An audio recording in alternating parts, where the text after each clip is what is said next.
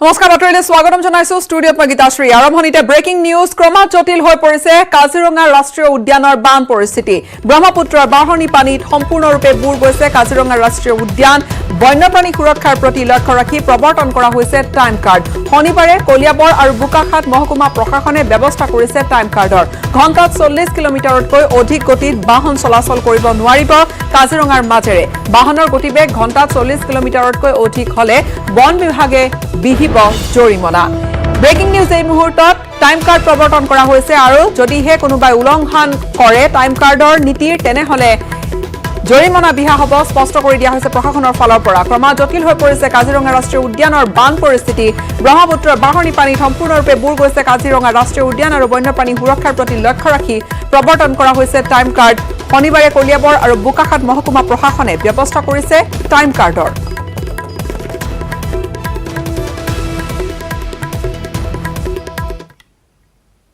প্ৰত্যেক বছৰে কৰাৰ দৰে এইবাৰো আমি বানপানীৰ উচ্চতা চাই পেলাই আজিৰ পৰা আমি টাইম কাৰ্ডৰ আৰম্ভণি কৰিছোঁ এই টাইম কাৰ্ডৰ জৰিয়তে আমি ইয়াৰ পৰা এইটো অলৰেডি বোকাখাত আৰু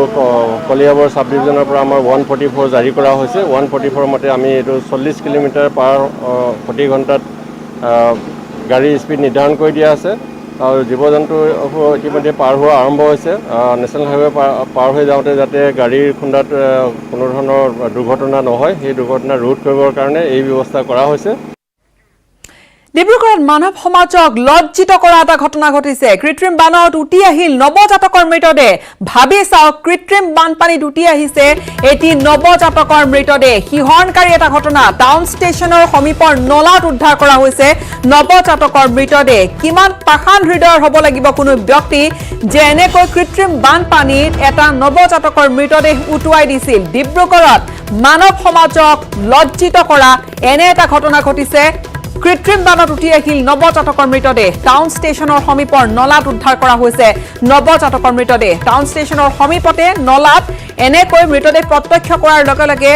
যিসকল লোকে প্ৰত্যক্ষ কৰিছিল স্বাভাৱিকতে তেওঁলোক হতচকিত হৈ পৰিছে আৰু এই খবৰে প্ৰথমে লজ্জানত কৰিছে মানৱ সমাজক দ্বিতীয়তে প্ৰশ্ন উত্থাপন হৈছে কোনে কৰিছে এনে অমানৱীয় ঘটনা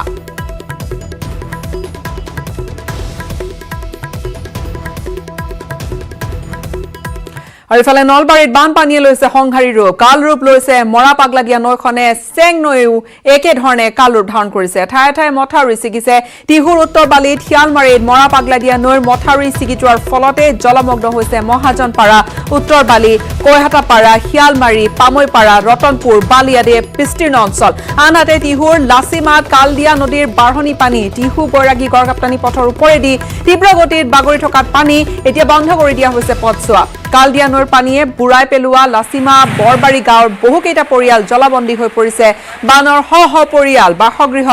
ডুব যোৱাৰ লগতে বিস্তীৰ্ণ কৃষিভূমি নষ্ট হৈছে ইফালে ফেনে ফুটুকাৰে বাঢ়ি অহা চেং নৈৰ খহনীয়াত জাহ যোৱাৰ উপক্ৰম হৈছে নলবাৰী ধমধমা ভূটান সংযোগী পথটো নলবাৰীৰ পৰা উত্তৰ অঞ্চললৈ যোৱা একমাত্ৰ পথটো যিকোনো মুহূৰ্ততে উটি যোৱাৰ উপক্ৰম হৈছে আতংকিত হৈ পৰিছে বালিতাৰা বৰআগ্ৰা নমাটি অঞ্চলৰ ৰাইজ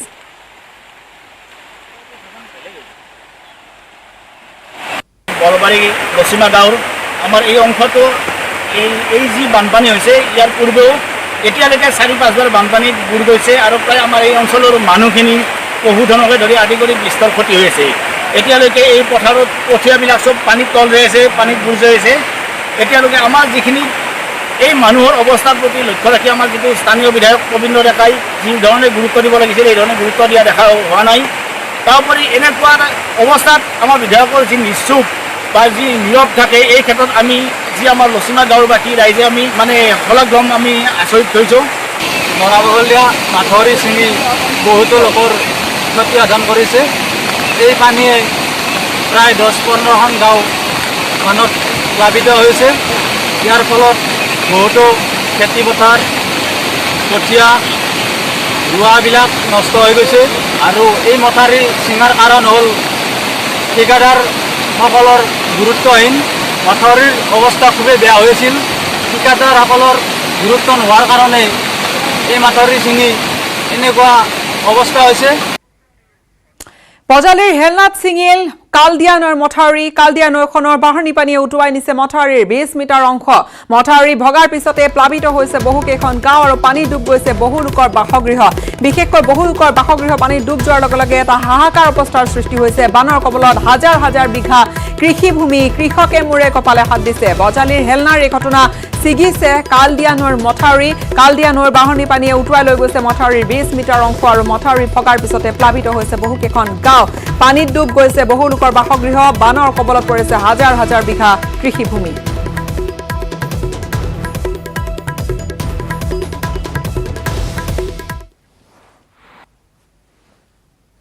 আজি ৰাতিপুৱা 7:30 বজাত ভাঙিছে আৰু গাঁও প্ৰায় 20-25খন গাঁও তাৰমানে একদম বুনগাঁও পানৰা কাজপুৰী আদি কৰি এই গোটেইখিনি আৰু খেতি মাটিতো হাজাৰ হাজাৰ বিঘা গৈছে কঠীয়া এতিয়াও এই ভঙা অংশটো বাঢ়ি আছে নেকি বাঢ়ি আছে বৰ্তমান আমাৰ এই অঞ্চলৰ মানুহখিনি কৃষিৰ ওপৰতে জীৱিকা কৰি চলে গতিকে এই এটা বিৰাট ডাঙৰ সমস্যা আমি পঞ্চায়তৰ লেভেলত বহুতবাৰ আমি তেওঁলোকক অনুৰোধ কৰিলে মথাউৰিবিলাকত গুৰুত্ব দিয়ক তেওঁলোকে তাৰমানে কিছুমান তাৰমানে নাজানো আৰু এইটো মানে ভগৱান জানে আৰু তেওঁলোকে জানে ক'ত ফিল্ড পুতা ক'ৰবাত স্কুলৰ চৌহদত এইটো আচলতে মথাউৰি হয়নে কি বান আছে এইটো মথাউৰি এইটো মানে কৃষি বান এইটো বান আপোনালোকে দেখিলে গম পাব এইটো বৃহত্তৰ অঞ্চল বহুত শ বিঘা এইটো বান্ধি ৰাখি ৰাখে ইফালে ছিকিমত মুখলধাৰ বৰষুণৰ ফলতে পাহাৰৰ পৰা নামি আহিছে পানীৰ ঢল আৰু কেমেৰাত বন্দী হৈছে সেই কিছু ভয়ংকৰ দৃশ্য পাহাৰৰ পানীৰ পৰা নামি অহা যি পাহাৰৰ ওপৰৰ পৰা নামি অহা পানীৰ ঢল সেই ঢলে কেনে এটা ভয়ংকৰ ৰূপ লৈছে দৃশ্য চাওক পাহাৰৰ পৰা নামি অহা পানীৰ ঢলে ঘাইপথৰ লগতে প্লাবিত কৰিছে এটা বিস্তীৰ্ণ অঞ্চল এপিনে নেৰানেপেৰা বৰষুণৰ ফলতে ঠায়ে ঠায়ে সংঘটিত হৈছে ভূমিস্খলনৰ ঘটনা NHPCৰ বান্ধৰ সমীপতে সংঘটিত ভূমিস্খলনৰ ফলত ঘাইপথত বাগৰি পৰিছে পাহাৰৰ শিল মাটি সকলো এপিনে উত্তৰ ছিকিমৰ ভিন্ন প্ৰান্তত হোৱা ভূমিস্খলনৰ ফলত আবদ্ধ হৈ পৰিছে কেইবাটিও পথ ভয়ংকৰ ভূমিস্খলনৰ পিছতে বহিৰাজ্যৰে সম্পূৰ্ণ বিচ্ছিন্ন হৈছে উত্তৰ ছিকিমৰ যোগাযোগ ব্যৱস্থা ভয়ংকৰ কিছু দৃশ্য ছিকিমত এই ধৰণে প্ৰতি বছৰে ভূমিস্খলনৰ ফলত যথেষ্ট ক্ষয়ক্ষতি হয় আৰু পুনৰবাৰ ভূমিস্খলনৰ ঘটনা ঘটিছে উত্তৰ ছিকিমত কেইবাঠাইতো হৈছে ভূমিস্খলন আৰু এই যি দৃশ্য দেখুৱাইছো NHPCৰ বান্ধৰ সমীপতে সংঘটিত ভূমিস্খলনৰ ফলত ঘাইপথত বাগৰি পৰিছে যিহেতু শিল মাটি আবদ্ধ হৈ পৰিছে পথ এপিনে উত্তৰ ছিকিমৰ ভিন্ন প্ৰান্তত হোৱা ভূমিস্খলনত আবদ্ধ হৈ পৰিছে আন কেইবাটাও পথ ভয়ংকৰ ভূমিস্খলনৰ পিছতে বহিৰাজ্যৰে এতিয়া সম্পূৰ্ণৰূপে বিচ্ছিন্ন হৈ পৰিছে উত্তৰ ছিকিমৰ যোগাযোগ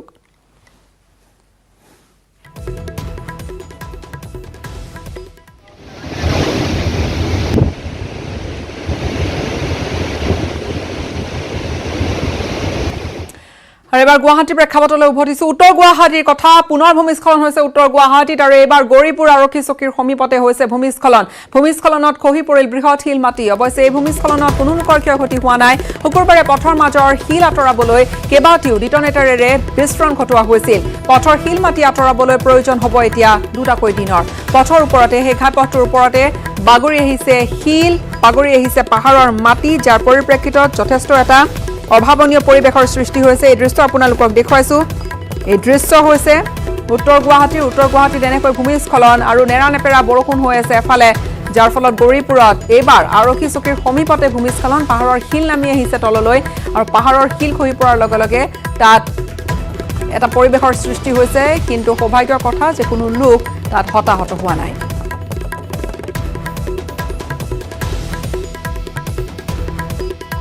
সময় হৈছে এটা চমু বাণিজ্যিক বিৰতিৰ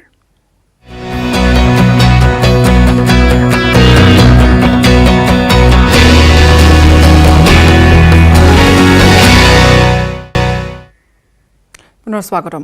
যোৰহাট চিকিৎসা মহাবিদ্যালয়ত এটা ভয়ংকৰ কাণ্ড JMCHত আছুতীয়াকৈ ৰখা ৰোগীৰ মৃতদেহ ওলালগৈ মৰ্গত মৃত্যুৰ 8 দিনৰ পিছতো পৰিয়ালক চিকিৎসালয় কৰ্তৃপক্ষই খবৰ নিদিয়াৰ গুৰুতৰ অভিযোগ প্ৰথমে চিকিৎসালয় কৰ্তৃপক্ষই ক'লে পলা ৰোগীক বিচাৰি হাহাকাৰ পৰিয়ালৰ চিকিৎসালয় পলাতক ঘোষণা কৰা ৰোগী উদ্ধাৰ হ'ল চিকিৎসালয়ৰ মৰ্গত এক চাঞ্চল্যকৰ ঘটনা ঘটি যোৱাৰ পিছতো গমেই নাপালে হেনো চিকিৎসালয় কৰ্তৃপক্ষই কালেশ্বৰ ওৰাং নামৰ ৰোগীজন যোৱা 13 জুনত যোৰহাট চিকিৎসা মহাবিদ্যালয় চিকিৎসালয় মেল চাৰ্জিকেল ৱাৰ্ডৰ বেড নম্বৰ 47ৰ পৰা পলাই গৈছিল আৰু এই একেজন ব্যক্তিকে যোৱা 17 জুনত মুৰমুৰীয়া তিনিআলিত এটা জিৰণি চৰাত মুমূৰ্ষু অৱস্থাত পৰি থকা অৱস্থাত উদ্ধাৰ কৰিছিল স্থানীয় একাংশ লোকে আৰু তাৰ পিছতে তেওঁক পুনৰ ভৰ্তি কৰা হৈছিল GMCHত। কিন্তু লোকজন তেতিয়া সংজ্ঞাহীন অৱস্থাত আছিলে আৰু নিজৰ বিষয়ে কোনো কথা ক'ব পৰা নাছিলে আৰু সেইদিনাই নিশা উক্ত লোকজনৰ মৃত্যু হয় আৰু সেই হেতুকে কালেশ্বৰ ওৰাং দ্বিতীয়বাৰ যেতিয়া GMCHত ভৰ্তি হৈছিলে তেওঁ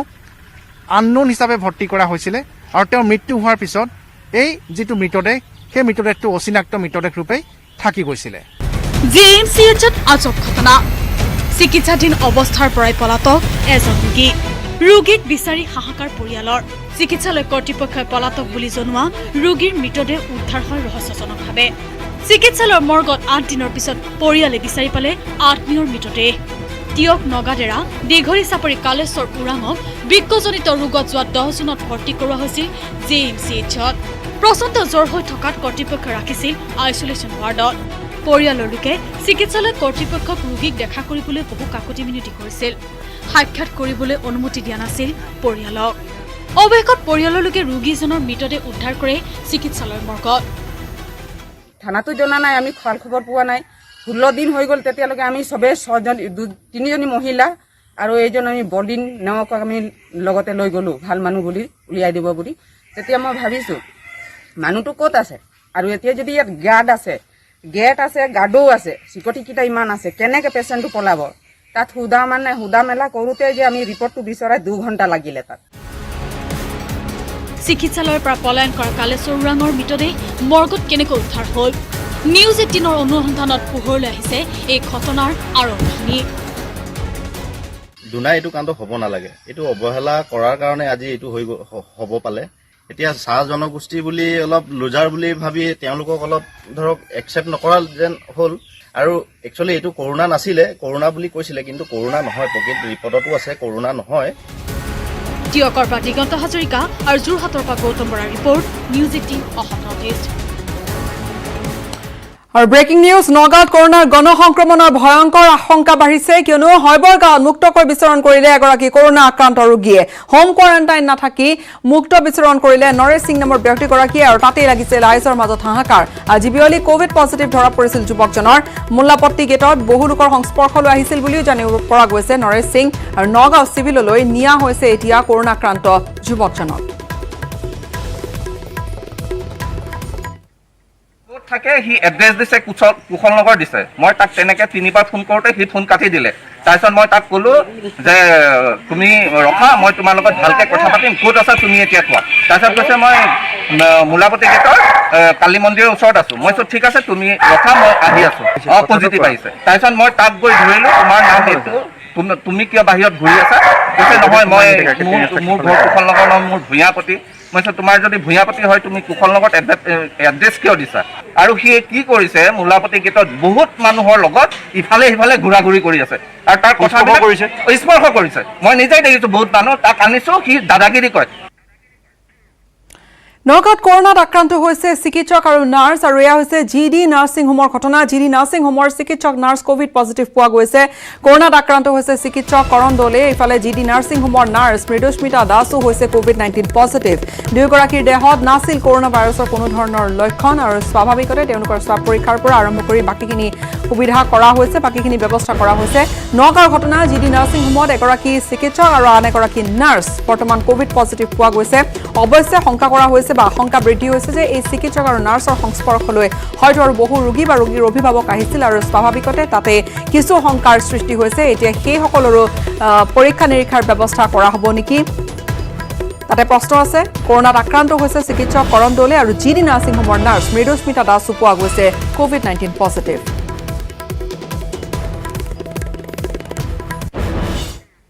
মহানগৰীৰ পাঞ্জাবাৰীত নাহৰ ফুটুকিৰ আতংক। পাঞ্জাবাৰীৰ বাঘৰপুৰীত নাহৰ ফুটুকিৰ মুক্ত বিচৰণক লৈ আতংকিত হৈ পৰিল ৰাইজ। বাঘৰবাৰীৰ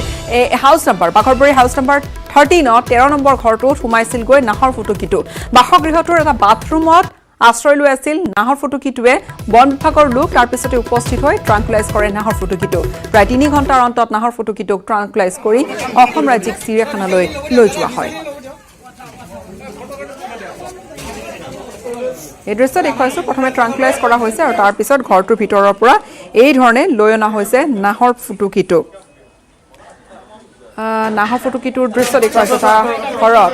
13 নম্বৰ ঘৰটো তেনেকৈ সোমাই পৰিছিল আৰু তাৰ পিছতে ৰাইজৰ মাজত লাগিছিল হোৱা দোৱা বাঘ দেখি আতংকিত হৈ পৰিছিল সকলো আৰু পিছত চিৰিয়াখানা কৰ্তৃপক্ষ উপস্থিত হয়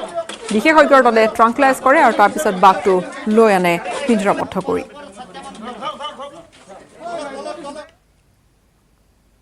বাথৰুমত সোমাই আছে বাথৰুম অপেন ৰাতিপুৱা বোলে কোনোবা মানে চুলি চুচিব গৈছিলে বাঘটো এটেক নকৰিলে বাৰু কিবা কাৰণত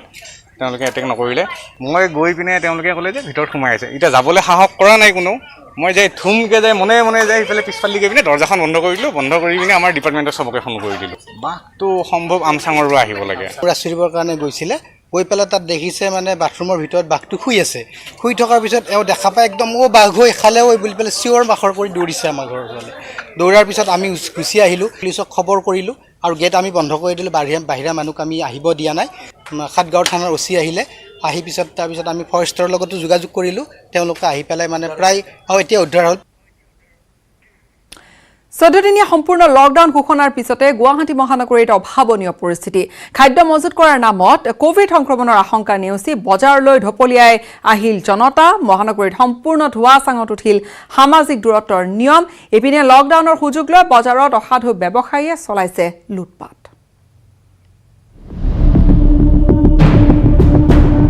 দেওবাৰে সন্ধিয়া 7 বজাৰ পৰা গুৱাহাটী মহানগৰীত 14 দিনৰ বাবে কঠোৰ লকডাউন মহানগৰবাসীৰ হাতত দুদিনৰ সময় এই দুদিনত মহানগৰবাসীক 7 দিনৰ বাবে হলেও অত্যাৱশ্যকীয় সামগ্ৰী ক্ৰয় কৰিবলৈ আহ্বান মন্ত্ৰী হিমন্ত বিশ্ব শৰ্মাৰ অত্যাৱশ্যকীয় সামগ্ৰী আৰু লকডাউনৰ প্ৰাক্ষণত শনিবাৰৰ দিনটোত মহানগৰীৰ বজাৰে বজাৰে গ্ৰাহকৰ অভাৱনীয় ভিৰ বজাৰ সমাৰ কৰিবলৈ ওলাই আহিছে মহানগৰবাসী ৰাজপথত তীব্ৰ যান-জঁট নেওচি বজাৰে বজাৰে গৈছে মহানগৰৰ জনতা ইফালে বজাৰত সামগ্ৰীৰ জুই চাই দাম লকডাউন আৰু বানপানীৰ গইনালৈ একাংশ অসাধু ব্যৱসায়ীয়ে কৃত্ৰিম নাটনিৰ সৃষ্টি কৰি বজাৰত চলাইছে লুট সব বস্তুৰ দাম বঢ়াই দিছে গাজৰকে 200 টকা চলি আছে এনেকে কৰিলেতো নহয় ন মিডিল ক্লাছ ফেমিলি আছে লো ক্লাছ ফেমিলি আছে ইহঁতে কেনেকে কিনিব আলু নাই আমিও আহিলোঁ আলু ল'বলৈ কিন্তু আলুটো কতো নাই এতিয়া বৰ্তমান সুবিধা লৈ পেলাই বস্তুবিলাক দামবিলাক বেছি লৈছে পাৰ কুইণ্টল 400 300 এনেকৈ বাঢ়াই লৈছে চাউলত লৈছে দালিত লৈছে আপোনাৰ আলু পিঁয়াজত লৈছে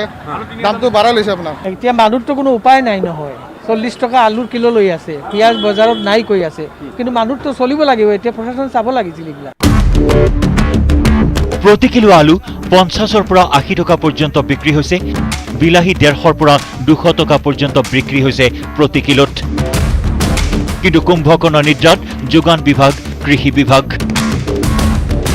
দুদিনৰ এই সময়ছোৱাত মহানগৰবাসীক আতংকিত নহবলৈ বয়বস্তু ক্ৰয় কৰাৰ ক্ষেত্ৰত খৰখেদা নকৰিবলৈ আহ্বান জনোৱা হৈছে কিন্তু এই আহ্বানৰ প্ৰতি যেন একাংশৰ নাই সঁহাৰি মহানগৰীৰ একাংশ বজাৰত গ্ৰাহকে লগাইছে হেতা ওপৰা সামাজিক দূৰত্ব মানি নচলি ভিৰ কৰিছেহি বজাৰত মাস্ক পিন্ধাৰ নামতো ভেকু ভাওনা কোনোৱে মাস্ক পিন্ধিছে কপালত কোনোৱে থুতৰিত আৰু কোনোৱে লৈছে ওলমাই আৰু কোনোৱে আকৌ বিৰদৰ্পে মাস্ক পৰিধান নকৰাকৈ সামাজিক দূৰত্ব নমনাকৈ ভিৰ কৰিছেহি বজাৰত দোকানীখিনি খুচুৰা দোকানী আমি ডিষ্টেন্সটো মেইনটেইন কৰাৰ কাৰণে আমি গ্ৰাহকবিলাকক কৈ আছোঁ কিন্তু এটা ভয় লাগিছে যে বস্তু নাপাব নেকি 14 দিন খাদ্যৰ অভাৱ হ'ব নেকি তেনেকুৱা ধৰণৰ ভিৰ এটা কৰিছে মহানগৰীত ভয়ানক গতিত বৃদ্ধি পোৱা গণসংক্ৰমণ ৰোধ কৰিবলৈ ৰাজ্য চৰকাৰ তথা প্ৰশাসনে 14 দিনৰ বাবে লকডাউন ঘোষণা কৰিছে গুৱাহাটীত আৰু তাৰ বাবে মহানগৰবাসীক দিয়া হৈছে শনি আৰু দেওবাৰৰ দিনটো বজাৰ সমাৰ কৰিবলৈ আৰু এই দুটা দিনত যাতে বজাৰ কৰিবলৈ আহি গণসংক্ৰমণৰ বলি নহয় তাৰ বাবে সামাজিক দূৰত্ব মানি মাস্ক পৰিধান কৰি লকডাউনৰ নীতি নিয়ম মানি চলিবলৈ বাৰে বাৰে জনোৱা হৈছে আহ্বান ব্যুৰো ৰিপৰ্ট নিউজ 18 অসম নৰ্থ ইষ্ট ব্ৰেকিং নিউজ কৰিমগঞ্জত পুনৰ আৰক্ষী বিষয়া কোভিড পজিটিভ পোৱা গৈছে কৰোনাত আক্ৰান্ত হৈছে এএছআই মিহিৰ মালাকাৰ বদৰপুৰ আৰক্ষী থানাত কৰ্মৰত হৈ আছিল মিহিৰ মালাকাৰ তেওঁ পোৱা গৈছে কোভিড 19 পজিটিভ আৰু এতিয়া কোন কোন তেওঁৰ সংস্পৰ্শলৈ আহিছিল বা কোনোবা বিশেষকৈ আক্ৰান্ত হ'ব পাৰে নেকি সেই সন্দৰ্ভত চোৱাচিতা কৰি থকা গৈছে কৰিমগঞ্জত পুনৰ এগৰাকী আৰক্ষী বিষয়া কোভিড পজিটিভ পোৱা গৈছে তেওঁ হৈছে ASI মিহিৰ মালাকাৰ বদৰপুৰ আৰক্ষী থানাত কৰ্মৰত হৈ আছিল মিহিৰ মালাকাৰ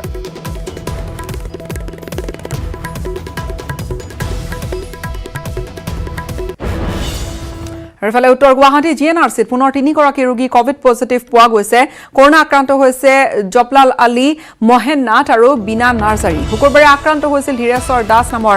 আন এজন ৰোগী শুকুৰবাৰৰ এই ঘটনা পোহৰলৈ অহাৰ পিছত পুনৰ আন 3গৰাকী ৰোগীৰ দেহত পোৱা গৈছে কোভিড-19 পজিটিভ আৰু এতিয়া শংকা কৰা হৈছে আশংকা বাঢ়িছে যে তাত আৰু কোনোবা চিকিৎসক নাৰ্ছো আক্ৰান্ত হ'ব পাৰে নেকি উত্তৰ গুৱাহাটী GNRCত পুনৰ 3জন ৰোগী কোভিড পজিটিভ পোৱা গৈছে কৰোনাত আক্ৰান্ত হৈছে জপলাল আলী মহেন নাথ আৰু বিনা নাৰ্জাৰী আৰু শুকুৰবাৰে আক্ৰান্ত হৈছিল ধীৰেশ্বৰ দাস নামৰ আন এজন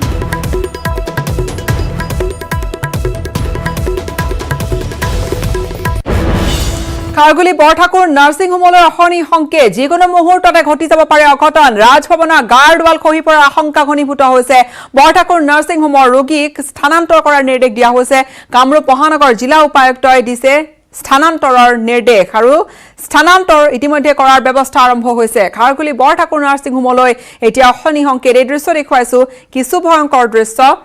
নাৰ্ছিং হোমলৈ অশনি সংকেত যিকোনো মুহূৰ্ততে হয়তো ৰাজভৱনৰ গাৰ্ড ৱাল খহি পৰাৰ আশংকা আছে বৰঠাকুৰ নাৰ্ছিং হোমৰ ৰোগীক স্থানান্তৰ কৰা হৈছে কামৰূপ মহানগৰ জিলা উপায়ুক্তৰ নিৰ্দেশৰ পিছতে স্থানান্তৰ কৰা হৈছে